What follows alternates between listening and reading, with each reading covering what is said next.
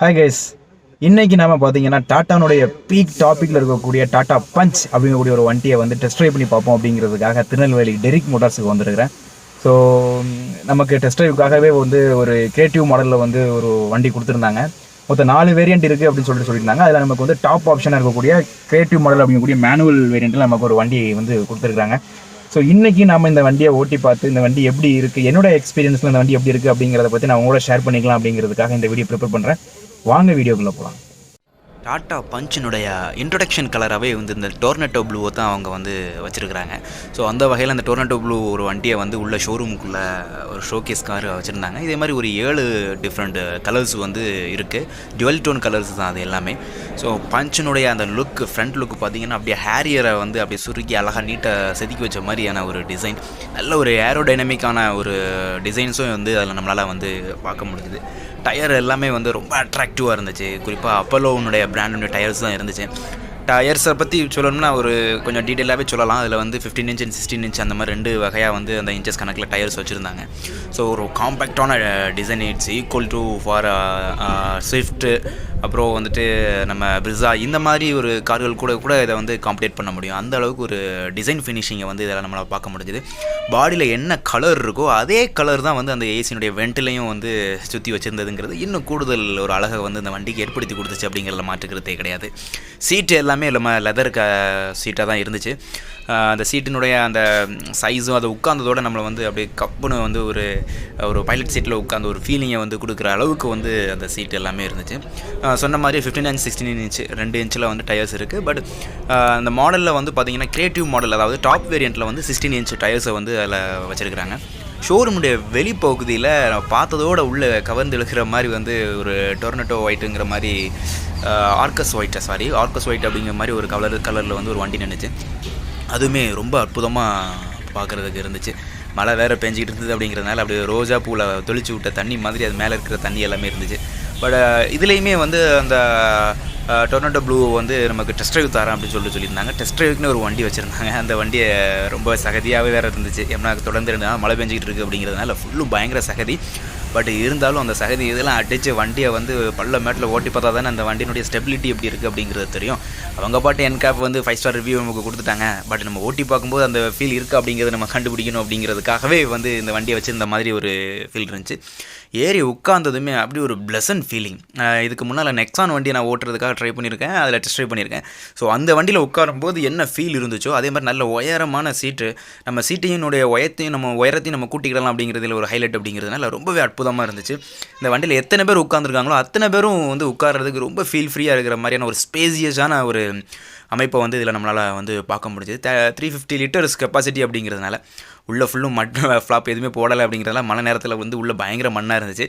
But இதெல்லாம் தாண்டி நம்ம அந்த வண்டியை ஓட்டுவோம் அப்படின்னு சொல்லிட்டு நான் வண்டியை வந்து எடுத்துகிட்டு நான் ஓட்ட ஆரம்பிச்சிட்டேன். ஃபஸ்ட்டு நான் ஃபுல்லுமே வந்து சிட்டிக்குள்ளேயே ஓட்டுவோம் அப்படிங்கிற மாதிரி செட் பண்ணி சிட்டிக்குள்ளே வண்டியை எடுக்க ஆரம்பித்தேன். அதுக்கு முன்னாலேயே வந்துட்டு எனக்கு அந்த சீட்டிங் அட்ஜஸ்ட்மெண்ட்டு, ஸ்டீரிங் அட்ஜஸ்ட்மெண்ட் இது எல்லாமே பண்ணிடுவோம் அப்படின்னு சொல்லிட்டு ஒவ்வொரு அட்ஜஸ்ட்மெண்ட்டாக நான் பண்ணிகிட்டு இருக்கும்போது அதில் ஒரு ரொம்ப ரொம்ப ரொம்ப சூப்பரான ஒரு ஆப்ஷனாக டில்ட் ஆப்ஷன் கொடுத்துருந்தாங்க. ஸ்டீரிங்கை வந்து நமக்கு தகுந்த மாதிரி வந்து டில்ட் பண்ணிக்கலாம் அப்படிங்கிறது இதில் ஒரு ஹைலைட்டு. இது வந்து காஸ்ட்லியான வண்டிகளில் தான் இப்போ வந்துகிட்டு இருக்குது. ஒரு 10 lakhs அபோவ் உள்ள வண்டிகளில் டில்ட் ஆப்ஷன்ஸ்லாம் வருது. பட் இந்த வண்டியிலே 6 lakhsக்கு மேலே வரக்கூடிய வண்டிகள்லேயே வந்து டில்ட் ஆப்ஷன், இந்த மாதிரி பேக் கேமரா, இந்த மாதிரி நிறைய ஸ்பெக்கை கொண்டு வராங்க அப்படிங்கிறப்போ அது வந்து ஆச்சரியத்துக்குரிய விஷயமாக தான் எனக்கு தோணுச்சு. இதே விஷயத்தில் இன்னொரு விஷயம் என்னென்னா, இன்னும் ப்ரைஸ் ரேஞ்சு வந்து நமக்கு வந்து அவங்க தரலை. பட் 6 lakhsலேருந்து 9 lakhsக்குள்ளே தான் ப்ரைஸே வந்து இருக்கும் அப்படின்னு சொல்லிட்டு சொல்கிறாங்க. அதே ஃப்ரண்ட்டில் லெஃப்ட் சைடு இருக்கக்கூடிய க்ளோ பாக்ஸ் வந்து கூலிங் க்ளோ பாக்ஸ், ரொம்ப லக்ஸரி வெஹிக்கிளில் இருக்க மாதிரியான ஒரு கூலிங் க்ளோ பாக்ஸும் இதில் வந்து பார்க்க முடியும். நல்ல ஸ்பேசியஸாகவும் அந்த க்ளோ பாக்ஸ் இருந்துச்சு. ஸோ இது ஒரு சிறப்பான ஒரு ஹைலைட்டுன்னு கூட சொல்லலாம். அதே மாதிரி வண்டியில் இருக்கக்கூடிய ஸ்பீக்கர்ஸ் எல்லாமே வந்து ஹார்மன் பிராண்டில் உள்ள ஸ்பீக்கர்ஸ். ஸோ அந்த ஹார்மன் பிராண்டு ஸ்பீக்கர்ஸை பற்றி சொல்லவே வேண்டாம். JPL, ஹார்மன் இதெல்லாம் வந்து டாட்டாவில் வந்து ரெகுலராக அவங்க வந்து பயன்படுத்தக்கூடியது. அதே மாதிரி டேஷ்போர்டுடைய ஃபினிஷிங் ரொம்ப அட்ராக்டிவாக இருந்துச்சு. அது லெதர் மாதிரியும் இல்லை, ஆனால் அது வித்தியாசமான ஒரு அது சாஃப்டாக இருந்துச்சு. இருந்துச்சு அந்த ஒரு டச்சு.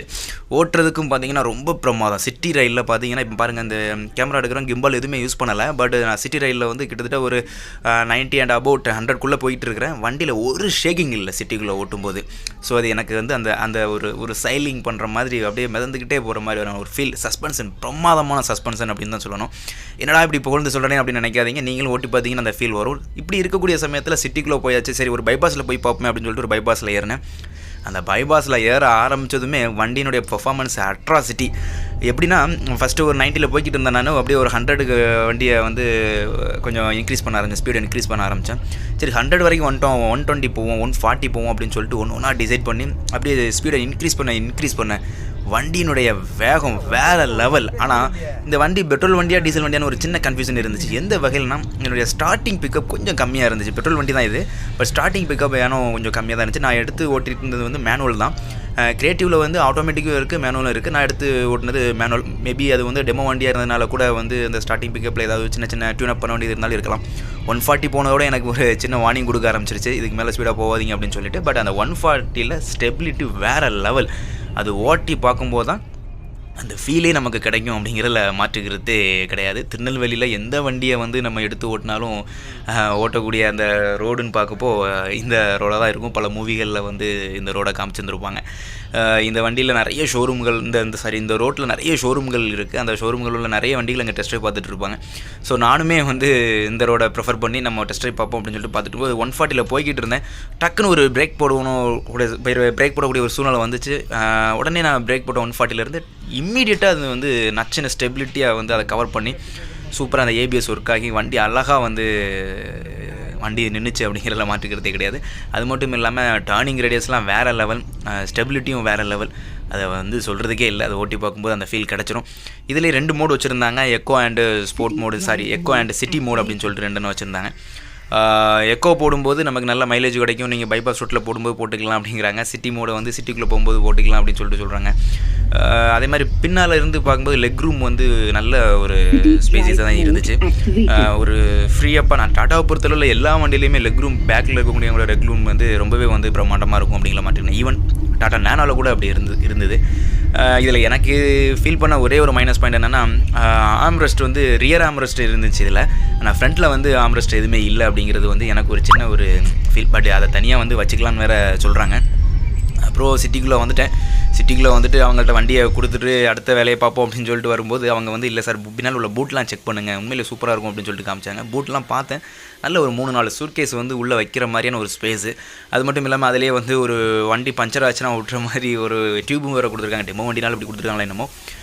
அதுக்குள்ளே ஒரு டயர் இருந்துச்சு பார்த்துங்க. 16 இன்ச் டயராக இருந்தாலுமே 15 இன்ச்சில் தான் வந்து ஸ்டெப்னி உள்ளே இருக்கும் அப்படின்னு சொல்லியிருந்தாங்க. டயரும் அதே மாதிரியான அப்போலோ டயர்ஸ் தான் வந்து உள்ளே வச்சுருந்தாங்க. ஸோ பேக் பூட்டு வேறு லெவல். உண்மையில் வண்டி பிரம்மாண்டமான வண்டி, சூப்பரான வண்டி.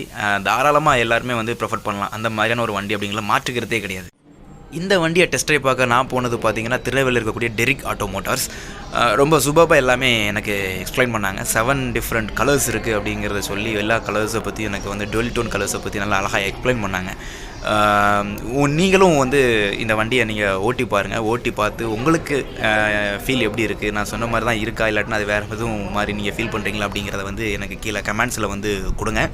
நான் ரொம்ப அவளோட எதிர்பார்த்துக்கிட்டு இருக்கிறேன். ஆக்சுவலாக நான் இது வந்து ப்ராடக்ட் ரிவ்யூ அப்படிங்கிற மாதிரி இல்லாமல் என்னுடைய எக்ஸ்பீரியன்ஸில் இந்த வண்டி எப்படி இருக்குது அப்படிங்கிறத பற்றி போடணுங்கிறதுக்காக தான் நான் அந்த வீடியோ ப்ரிப்பேர் பண்ணேன். ஆல்ரெடி நான் வந்து டாட்டா பிளாட்ஃபார்மில் இருக்கக்கூடிய எல்லா வண்டியுமே நான் ரொம்ப லைக் பண்ணுறவன் தான். நான் ரொம்ப நாளாகவே நானோ வச்சுருக்கேன். நானோ பற்றி தனி வீடியோ போட்டிருக்கோம். இப்போது அவங்க வந்து ஆல்ஃபா பிளாட்ஃபார்மில் நிறைய வண்டிகளை ரிலீஸ் பண்ணுறாங்க. அதனுடைய பெர்ஃபார்மன்ஸ் எப்படி இருக்குது அப்படிங்கிறத வந்து உங்களுக்கு மத்தியில் கொண்டு வந்து நானும் காட்டணும்னு விரும்பினதுனால நான் இந்த வீடியோவை ப்ரிப்பேர் பண்ணியிருக்கிறேன். இதை மாதிரியான அடுத்தடுத்த வீடியோக்கள் உங்களுக்காக காத்துட்ருக்கு. நீங்கள் சப்ஸ்கிரைப் பண்ணுவீங்க. அடுத்த வீடியோவில் சந்திக்கலாம். பபாய்.